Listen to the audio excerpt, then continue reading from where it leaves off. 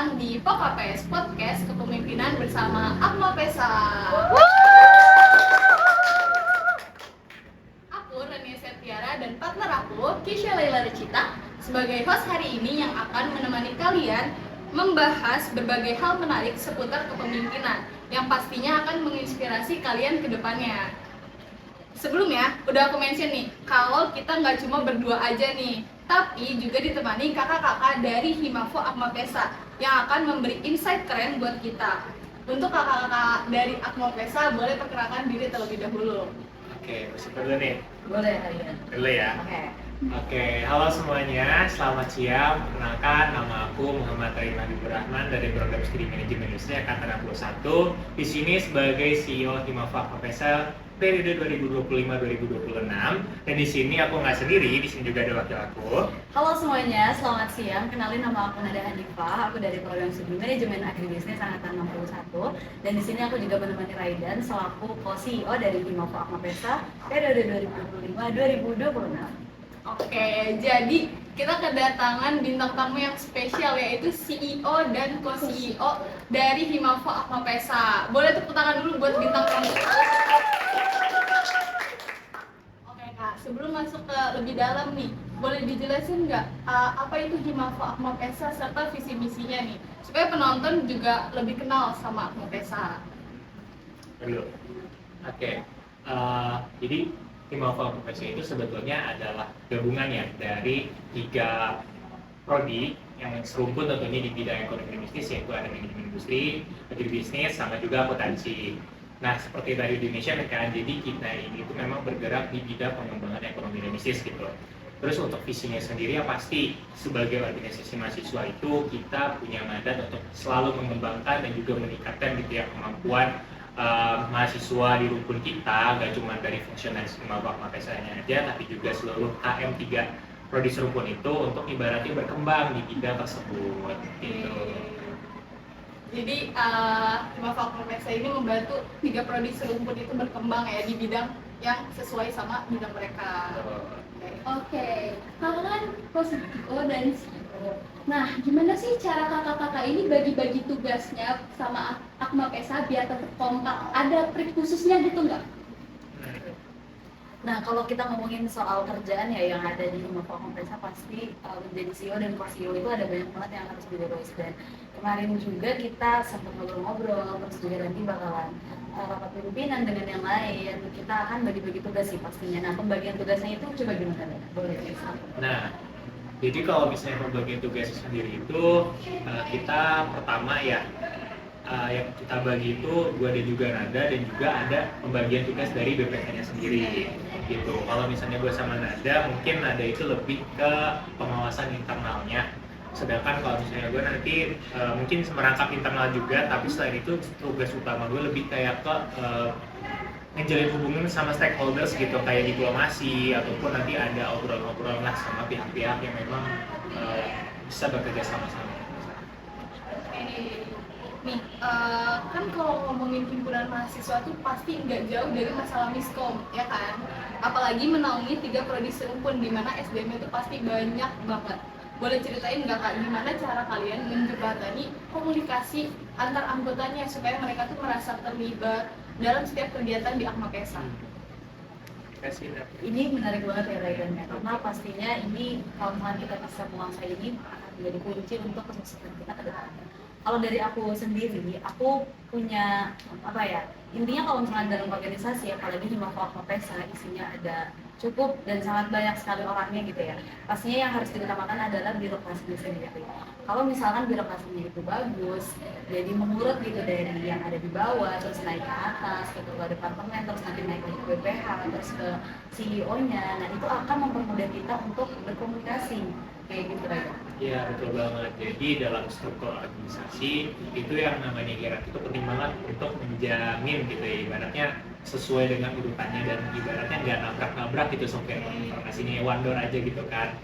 Terus juga selain itu tuh dari koordinasi sendiri itu kita memang harus juga menyiapkan metode-metode yang memang pas. Jadi ketika kita ingin menyampaikan sesuatu nih sebagai posisi sebagai pimpinan nih yang tentunya berada di ranah strategis kan, berarti kita mesti nentuin yang memang informasinya bisa diterima dan juga dilaksanakan oleh si staff ataupun nanti pimpinan-pimpinan dari Ahmad Esa sendiri. Oke, pastinya kalau misalnya membuat suatu keputusan tuh, seberapa besar kalian melibatkan anggota-anggota lain dan bagaimana kalian tuh menanggapi kalau misalnya ada suatu perbedaan pendapat gitu?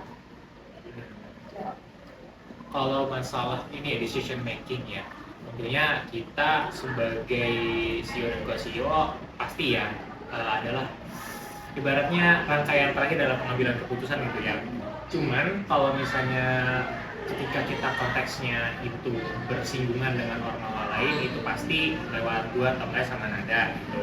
Tapi kalau misalnya konteksnya adalah dari program kerja ataupun departemen, itu kita pasti juga harus memikirkan pendapat misal dari pimpinan departemennya, dari bidang departemennya, atau dari ketua pelaksana ataupun staf dari si proker sendiri, supaya apa nanti di situ ada budaya partisipasi yang membangun lah intinya. Karena kan kadang-kadang kita sebagai pemimpin itu bisa aja miskalkulasi dan juga salah dalam mengambil keputusan ya. Untuk itu pasti kita melibatkan staf juga dalam setiap diskusi. Kan kita kalau misalnya dari organisasi itu ada rapat divisi, rapat general, rapat koordinasi, dan juga geladi, itu pasti setiap rangkaiannya selalu kita bahas bareng kira-kira apa yang memang kurang, yang memang perlu ditingkatkan lagi. Bahkan setelah acara yang selesai juga itu kita biasanya kan ada evaluasi, dan disitulah ibaratnya kita menyampaikan apa yang memang perlu untuk diselesaikan gitu dari acara tersebut. Dari Nada? Betul sih kata Raidan, karena salah satu nilai yang kita bawa di Ahmad Esa ini juga adalah demokrasi ya. Jadi pastinya dari kami pun sebagai pimpinan dan juga kepala departemen dan BPH lainnya itu mendengarkan segala aspirasi dan juga ide-ide dari mereka supaya mereka merasa terdengar dan juga kita bisa berkembang sama-sama di sini gitu. Jadi bisa kita simpulin kalau di Ahmad Esa ini tuh beneran mendengarkan anggotanya banget ya, mulai dari masalah yang bertahap dari bawah sampai ke atas, dan mereka pasti punya solusi. Nah, nyambung nih Kak sama pertanyaan kalian nih. Kalian kan udah berhasil jadi CEO dan co-CEO dari Ahmad Esa.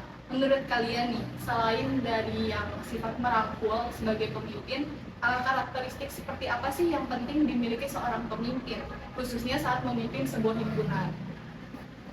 Oke, mengenai pertanyaan itu ya, ada kalau aku sebenarnya meng-highlight 2 poin sih. Yang pertama adalah kemampuan seseorang dalam mengelola emosinya, sama yang kedua adalah bagaimana dia mengatur waktunya gitu. Untuk poin yang pertama, gimana caranya dia mengelola emosinya, ini penting banget karena nantinya ketika menjadi seorang pimpinan, apalagi di sebuah ormawa yang cukup besar gitu ya, ini akan sangat diuji banget.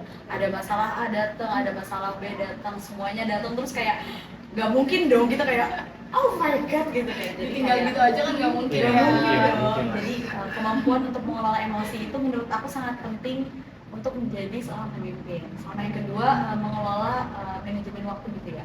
Atau kalau misalkan ada banyak kesibukan, kita bisa menggunakan yang namanya skala prioritas. Itu sih. Jadi misalkan ada 2 acara bentrok atau bagaimana kita mengatur waktu dalam seminggu ke depan, nah itu juga harus dimiliki oleh seorang pemimpin.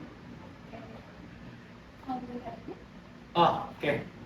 Sebenarnya kalau buat pemimpin sendiri itu selain tadi ya itu kontrol emosi itu adalah hal yang paling penting gitu selain dari wawasannya sendiri gitu ya. Tapi kita juga nggak bisa menyampingkan gitu ya yang namanya tuh dasar-dasar. Jadi ibaratnya pengetahuan dari seorang pemimpin ini gitu. Pertama, kalau misalnya di dalam suatu lingkup dia harus paham dulu kira-kira birokrasinya seperti apa, internal dan juga eksternalnya gitu, supaya nanti kan menjalin hubungan dengan pihaknya yang lain itu lebih enak. Terus juga kalau misalnya sebagai pemimpin itu harus juga punya kemampuan problem solving, karena kalau misalnya pemimpinnya ini kalau ditanya sama staffnya nih ini harus gimana ya, kita nggak bisa jawab kan berapa dong, Iya, ya kan? masa sebagai pemimpin Iya, masa nggak tahu. nggak tahu gitu kan? Iya. Iya, masa gitu sih gitu kan? Nanti hilang arah dong jadinya Iya. kan, gitu. Terus juga seorang pemimpin itu juga harus punya ini sih, punya mental ini ya, servant leadership.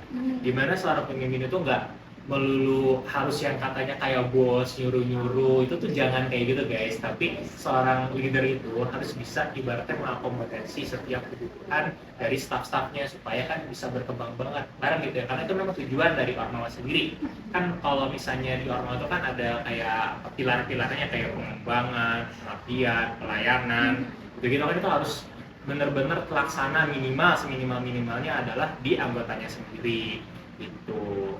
Oke, jadi pemimpin tuh nggak harus yang selalu dilayani gitu ya, malah harus melayani anggotanya dengan menyediakan akomodasi yang diperlukan sama anggotanya. Oke, berarti ini masuknya ke ranah leadership dong ya. Buat kalian sendiri nih, ada nggak nyiapin diri kayak untuk mengambil peran sebesar ini tuh, ada nggak persiapan untuk diri sendiri? Ada sih.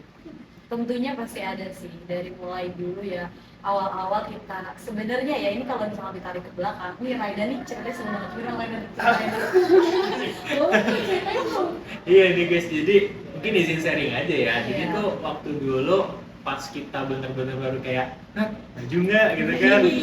Gitu tuh kita sering ngobrol-ngobrol kayak Mapesa nih mau dibawa kemana lah. Intinya yang pertama itu harus tahu dulu spesialisasi dari organisasinya sendiri mau kayak gimana. Terus juga memang kita juga punya awareness lah, harus punya awareness gitu kan. Dan lucunya tuh karena ini ya Nada ini suka baca-baca kayak quotes-quotes kepemimpinan gitu, terus gue juga ini ya mungkin karena merasa diri gue waktu itu belum capable banget untuk jadi seorang pemimpin, jadi gue juga melengkapi diri gue tuh dengan kayak wawasan-wawasan yang mungkin ada beberapa bukunya kayak Start With Why kayak karyanya Simon Sinek, terus juga ada Gung Ho, terus juga ya minimal kalau sebagai pemimpin paham-paham dasar manajemen sama supervising lah, itu jadi buku-buku yang memang jadi patokan. Dan waktu itu gue sempat discuss banyak ya sama Nada, ya Nat ini loh dasar-dasarnya gini, Nat indikatornya ini. Jadi kayak waktu pas kita mempersiapkan tuh bener-bener kayak wawasan kita dibangun. Nah di situ juga kayak apa ya, chemistry-nya juga harus disiapin. Sama ini sih yang paling penting tuh untuk jadi seorang pemimpin itu adalah mentalnya, karena udah pasti siap dihujat gitu guys. Karena apapun yang ibaratnya kita udah plot, yang udah kita mungkin rencanain untuk staff-staff kita, pasti ada aja yang nggak suka, ada aja yang nggak setuju. Tapi ya itulah fungsinya dari demokrasi kan, supaya nanti kita sebagai pemimpin juga punya katalis, jadi nggak ibaratnya keluar dari jalur. Bener ya Nat? Betul banget, setuju sih, setuju guys. Keren sih, kayak bener-bener se-prepare itu ya, menambah wawasan baru, bangun chemistry baru supaya lebih klop lagi. Keren sih, nggak expect bakal se-proper itu buat nyiapinnya. Harus proper. Pantes ya guys, kepilih jadi CEO dan co-CEO. Terima kasih, terima kasih. Chemistry juga ada ya kan ya. Karena keren banget persiapannya. Oke, nih kalian kan kayak masuk ke suatu himpunan tuh. Gimana sih cara kakak-kakaknya bagi waktu antara acara di himpunan dan tentang akademiknya? Oke, berarti gimana caranya kita bagi waktu ya? Nah kalau aku tentunya biasanya aku bikin bukan tujuan deh, strategi untuk di minggu ini sama 1 bulan ke depan. Jadi ada yang jangka pendek sama jangka panjang, sama yang jangka panjang. Nah yang jangka pendek ini aku atur skala prioritasnya mana nih yang harus kita lakuin dulu. Kayak misalkan sekarang ya, dan lagi bener-bener kan ini istilahnya awal-awal periode banget kan, kita bener-bener harus menyiapkan kalau waktu itu tuh persiapan untuk pemilihan yang ada di Sukabumi, terus juga yang ada di Bogor, ketua departemennya, terus ke BPH departemen juga, bahkan ke Sekum dan juga Bendum untuk yang masuk ke BOD nanti. Nah itu tuh benar-benar di apa ya, kalau aku kemarin benar-benar ngebagi kayak kayaknya yang harus dikerjain dan dilakuin dulu tuh yang ini nih. Jadi untuk di minggu ini aku di hari Senin malam tuh ngerjain A, terus di Selasa ngerjain B, C, D sampai ke weekend gitu. Dan aku sih ngebagi waktunya ini ya, kalau misalkan tentang dengan akademik gitu, kalau misalkan lagi masa-masanya belajar gitu, lagi di kelas, itu bener-bener dengerin gitu, jangan di kelas tapi kita ngerjain yang lain. Karena menurut aku dengan banyaknya agenda-agenda, kalau misalkan di kelas itu malah ngerjain yang lain bukan dengerin dosen, ya udah kayaknya akademik itu bakalan ketinggalan banget gitu. Jadi aku meminimalisir hal-hal yang gak aku inginkan, misalkan IPK turun, itu dengan cara ketika di kelas itu aku dengerin dosen dengan benar-benar. Jadi ketika aku di rumah, aku nggak perlu maksudnya baca PPT ulang gitu. Yang paling nanti di rumah tinggal melengkapi misalkan ada tugas makalah dan lain sebagainya. Sama paling di weekend aku fokusin untuk di organisasi gitu sih. Jadi tipsnya tuh kayak belajar dengan sepenuh hati, pas menjalani organisasi juga sepenuh hati. Jadi nggak ada yang benar-benar mulai dari nol lagi, jadi tinggal review aja materinya. Jadi nggak makan waktu banyak ya. Oke. Nah, pertanyaan terakhir nih dari kita sebagai penutup.